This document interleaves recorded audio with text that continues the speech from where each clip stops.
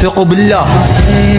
اللي يدرس إعدادية واللي يدرس كلية واللي يدرس غير مجالات، إذا يريد يدخل السرور القلب إمام زمانه، اللي يريد يدخل السرور القلب الحسين، يقولون فلان خادم الحسين طلع أول.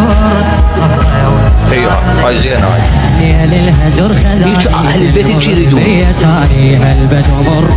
ما أنا مثلا أسوي أعمال صالحة من جانب وأنا مملوء سيئات، لا، هاي هوسة، خذ روحك.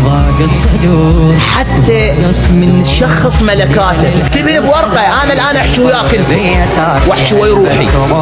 أنت تريد الله، تريد الحسين، تريد صاحب الزمان، بينك وبين الله ملكات، اطلع بين الملكات. وإلا تقوى أنا اليوم لو أسوي 3000 محاضرة وبيني وبين الله محرم معين، ترى لا بي ولا بمحاضرات. مو تضحك تبتسم. أنا أستغرب بعض الإخوان يبتسم رايح خيمة حرقوها ومرة سبوها، تبتسم عليه من أنت؟